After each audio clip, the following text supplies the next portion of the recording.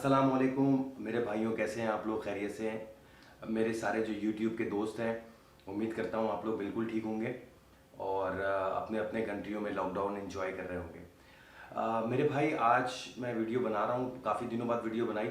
उसकी वजह ये थी कि मैं ये देख रहा था कि अभी क्या रेशियो चल रहा है वीज़ों का, क्या मामला चल रहे हैं, क्या किस पोजीशन पे हम लोग खड़े हुए हैं इस वक्त। अच्छा, अभी आज मैं जो वीडियो लेकर आया हूँ वो सिर्फ मैं दो टॉपिक पे बात करना चाह रहा हूँ कि स्पेन के वीज़े इतने ज़्यादा क्यों रिजेक्ट हो रहे हैं, पहला टॉपिक।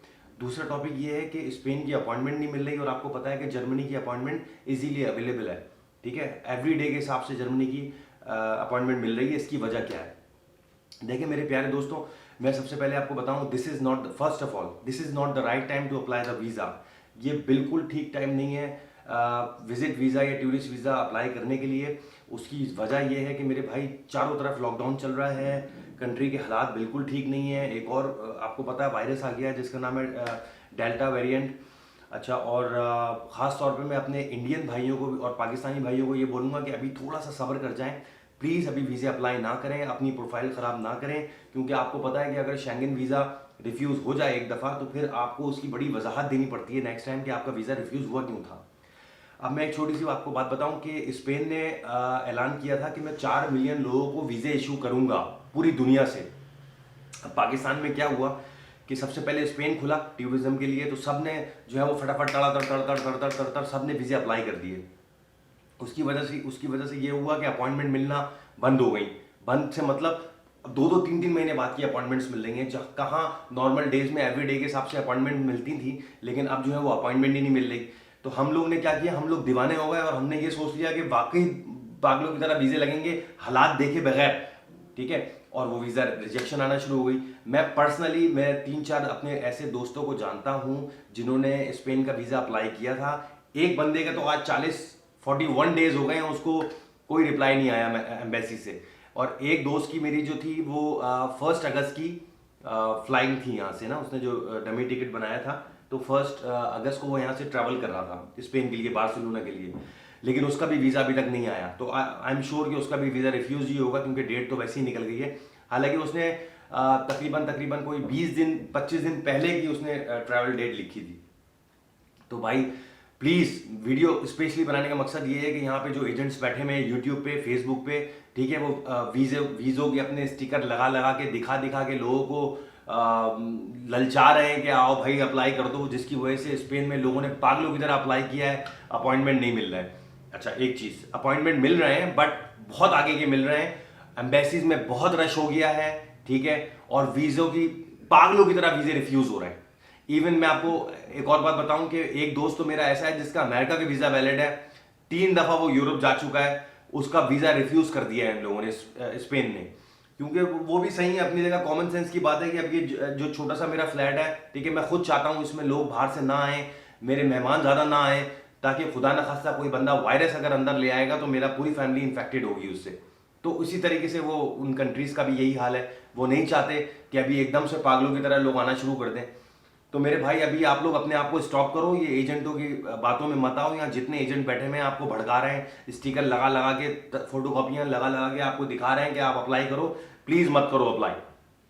ठीक है, चाहे आपकी ट्रैवल हिस्ट्री हो तब भी अप्लाई मत करो आप। यहाँ तो लोग कह रहे हैं ना कि आपकी ट्रैवल हिस्ट्री है और आपका बैंक स्टेटमेंट अच्छा है तो आप वीजा अप्लाई कर दो, आप तब भी अप्लाई मत करो। बहुत सोच समझ के अप्लाई करो मेरे प्यारे भाई, इसलिए क्योंकि वीजा रेशियो बहुत ज्यादा रिजेक्शन आ रही है वीजा रेशियो की। ठीक है, अच्छा, दूसरी बात मैं आपको ये बताऊं कि जर्मनी की जो एम्बेसीज है, अगर जर्मनी की जो एम्बेसी है अगर आप उसमें देखो तो आपको एवरी डे के हिसाब से आपको अपॉइंटमेंट मिल रहा है, जबकि स्पेन में आप देखो तो आपको अपॉइंटमेंट नहीं मिल रहा है। इसकी वजह क्या है? इसकी वजह यह है भाई, सीधी बात यह है कि इसकी वजह है गुर्बत। गुर्बत का मतलब ये है कि पाकिस्तान को एड दी चाइना ने, ठीक है, वो लाखों मिलियन की तादाद में उन्होंने वैक्सीन दी जो कि हम लोग लगाई।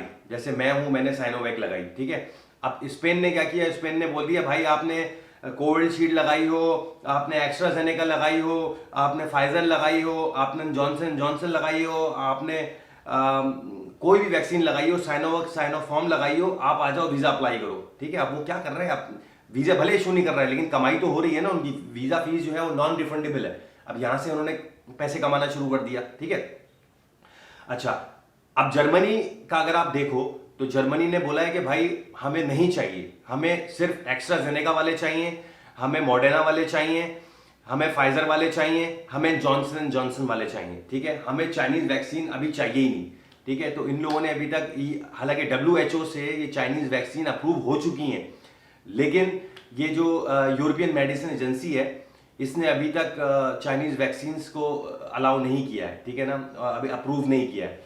तो एक ये सबसे बड़ी वजह है स्पेन और जर्मनी के अपॉइंटमेंट्स की, कि स्पेन ने ये बोल दिया था कि भाई आप आ जाओ, वीज़ा अप्लाई करना शुरू कर दो, जिसने वैक्सीन कोई सी भी कराई है आप आ जाओ, उन्होंने पैसा बनाने के लिए ये बोल दिया।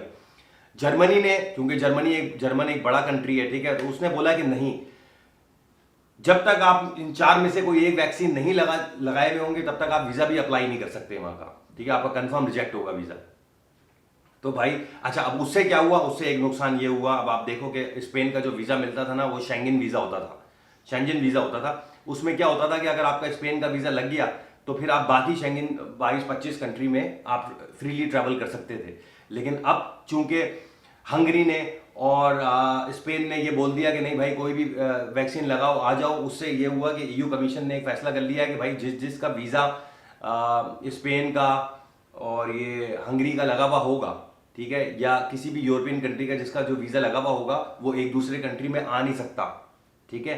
उस पर इन्होंने रिस्ट्रिक्शंस कर दी, बहुत रिस्ट्रिक्ट कर दिया। मिसाल के तौर पे जर्मनी ने बोला है कि भाई ये 4 वैक्सीन हमने अलाउ की हैं, ठीक है, अगर ये 4 में से कोई भी वैक्सीन आपको लगी हुई है तो आप हमारे कंट्री एंटर हो जाओ। स्पेन ने बोला कोई सी भी वैक्सीन लगाओ और हमारे यहाँ आ जाओ, ठीक है। अब उसमें ये हुआ कि आप जो है ना वो स्पेन का जो वीज़ा मिल रहा है आप उसमें सिर्फ स्पेन जा सकते हो, आप जर्मनी नहीं जा सकते। ये मेरे बात सुनने में आ रही है, ठीक है, उन्होंने अपनी अभी कुछ दिनों पहले अपनी वेबसाइट पे भी ये बात लिखी हुई थी। लेकिन भाई मैं आपको अगर अपना एक्सपीरियंस बताऊं तो जब मैं जर्मनी से मतलब म्यूनिख से जब मैं निकला था ऑस्ट्रिया के लिए, तो वहाँ पे कोई बॉर्डर नहीं आया था, मैं ट्रेन के रास्ते गया था, ठीक है। कोई, हालांकि पासपोर्ट मैंने अपना जेब में रखा हुआ था ये सोचते हुए कि बीच में जितने कंट्री पड़ेंगे तो फिर मुझे शायद पासपोर्ट शो कराना पड़ेगा, लेकिन ऐसा नहीं था। इवन मुझे पता भी नहीं चलता था कि ये अब ये ऑस्ट्रिया में मैं दाखिल हो गया, ये सारा यूरोप एक जैसा है। इन्होंने कोई बॉर्डर की हदें उस वक्त तक नहीं बनाई हुई थी, ठीक है। हाँ, एक ये बात जरूर होती थी कि जब मेरा स्टॉप होता था, जैसे मैं म्यूनिख से निकला हूँ और ऑस्ट्रिया आया, तो ऑस्ट्रिया में जब इन्होंने स्टॉप की है ट्रेन, जो ऑस्ट्रिया उतरने वाले थे जब ऑस्ट्रिया उतरे, तो फिर वहां से क्या हुआ, एक नया इंजन आता था जो कि आपके डब्बे के आगे लगता था और वो फिर आपको आगे दूसरे कंट्री में ले आता था, ये जरूर होता था। खैर, अब मैं अभी भी इस बात पे रिसर्च कर रहा हूँ और मालूम कर रहा हूँ कि भाई अगर आपके पास स्पेन का वीज़ा है तो और क्या रास्ते हैं उसके कि आप स्पेन से फिर या तो पुर्तगाल जा सको या जर्मनी जा सको घूमने के लिए। तो अभी तक मुझे कोई कंफर्मेशन सही प्रॉपरली मैं अभी किसी नतीजे पे नहीं पहुंचा हूँ, क्योंकि बहुत से लोग निकल भी गए, ठीक है, और बहुत से लोगों को उन्होंने रोक भी दिया है बॉर्डर पे। उन्होंने स्पेन वापस भेज के उनको बोला कि आपको करंटीना होना पड़ेगा, और वीज़ा फिर ज़ाहिर है इतना लंबा होता नहीं, तो फिर कौन 14-14 दिन का करंटीना होगा वहाँ पे। तो इसलिए बहुत से लोग जो हैं वो वापस आ गए। दिल से दुआ है कि जल्द से जल्द ये कोविड का मामला हल हो ताकि हम पूरी दुनिया में ट्रैवल कर सकें। थैंक यू सो मच, ख्याल रखिए अपना।